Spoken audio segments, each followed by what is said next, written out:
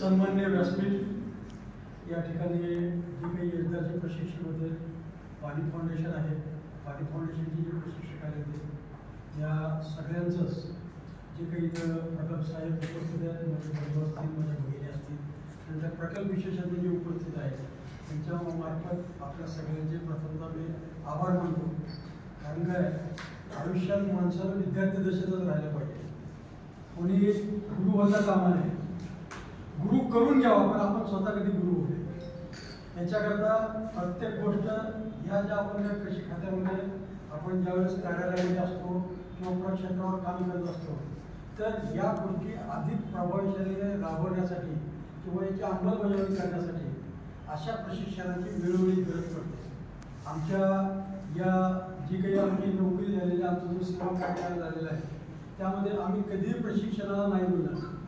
ज्या ज्यावेळेस प्रशिक्षण आले त्यावेळेस आम्ही प्रशिक्षण घेतली, त्या प्रशिक्षण व्यवस्थित पार पाडणं, म्हणून आज आम्ही इथं व्यासपीठावर आज खंबीरपणे उभा राहून बोलू शकतो. याचा अर्थ असा आहे की मी गुरु नाही, मी पहिल्यांदा सांगितलं मी विद्यार्थीच आहे. अजून जरी मला 8 दिवसाचं प्रशिक्षण आलं तरी मी प्रशिक्षणाला जाण्यात आहे काही अडचण नाही. म्हणजे सांगायचा उद्देश एवढाच की आपल्याला जे प्रक्षेत्रावर किंवा कार्यालयात ज्या काही अडचणी येतात त्या अडचणीचे निराकरण जर करायचं असेल, त्या समस्याचं निवारण आपल्याला जर करायचं असेल, आपली नोकरी आपल्याला व्यवस्थित जर करायची असेल, आपल्या सेवेचा कार्यकाळ जर व्यवस्थित आपल्याला सुखा समाधानानं जर घडवायचं असेल तर असे प्रशिक्षण, असे गुरुवर्य आपल्याला पावलोपावली लाभो, कालांतराने लाभो, 2 महिन्याला लाभो, 6 महिन्याला लाभो ही ईश्वरचरणी प्रार्थना करतो. आणि सगळीच व्यवस्था अतिशय उत्तम होती. पुनश्च एकदा या सगळ्या गुरुवर्याचं मनपूर्वक या ठिकाणी आभार व्यक्त करतो. आणि सगळ्यांनी आपण या सगळ्या टीमचं, माझे जे सहकारी आहे त्यांचं मनापासून मी या ठिकाणी व्यक्तीचे आभार व्यक्त करतो. कारण का आपण प्रत्येक वेळेस जोशींना संधी दिली याबद्दल आपल्या सगळ्यांचे या ठिकाणी आभार व्यक्त करतो. यापुढे मात्र मी कुठेही पुढाकार घेणार नाही. कारण काय आपण खूपच धसका घेतला दिसतं जोशी. मी कालच आपल्याला सांगितलं होतं कीर्तन करायची गोष्ट, तसा जोशी कीर्तन करायला काळजी करू नका. तुमचं गोंगडही घेणार नाही आणि एवढा वेळही घेणार नाही. तर रामिती नाशिक इथल्या संस्थेचे प्रमुख आहेत, सर आहेत, प्राचार्य महोदय आहेत, त्यानंतर त्यांचे पूर्ण जो स्टाफ आहे, कर्मचारी वृंद आहे, त्यांना सुद्धा खूप खूप मनापासून धन्यवाद. राहण्याची या ठिकाणी भोजनाची व्यवस्था अतिशय आपण उत्तमरित्या आपण या ठिकाणी व्यवस्था केलेली होती.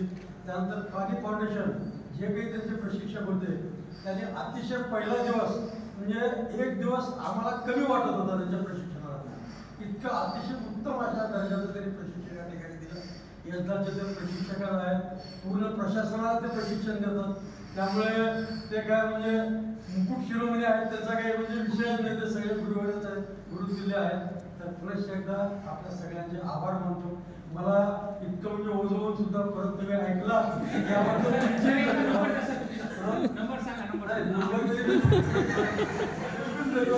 मला म्हणजे इथं येऊन खरोखर मला आनंद झाला. माझ्या सगळ्या प्रकल्प साहेब भगिनीची ओळख झाली.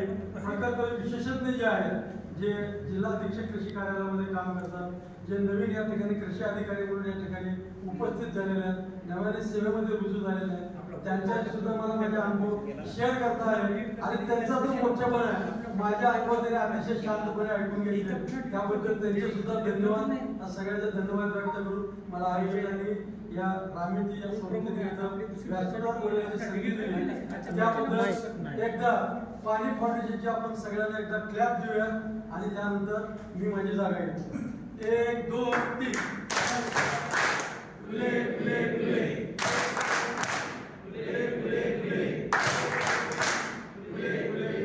हेच आजच्या आपल्या प्रशिक्षणाचं फलित आहे. आपण आज पाणी फाउंडेशनची टाळी शिकलो, ICMची परत त्या ठिकाणी सरांनी टाळी शिकवली, हेच सगळ्यात महत्वाचं आहे. त्यामुळं अजून एक तुम्हाला जाता जास्त वेळ घेत नाही. आम्ही कुठल्याही पक्षाचा नाही, कुठल्याही म्हणजे राजकीय नेत्याचा मी हे नाही आहे, पण आपले जे सन्माननीय उपमुख्यमंत्री साहेब आहेत त्यांचं एक वाक्य आहे, मी CM आहे, मी कॉमन मॅन आहे, मी डेप्युटी CM जरी झालं तरी डेडिकेटेड टू कॉमन मॅन, हे लक्षात ठेवा. आणि त्या पद्धतीने आयुष्याची वाटचाल करा, निश्चितच आपलं सगळ्यांचं उज्ज्वल भवितव्य आहे. धन्यवाद.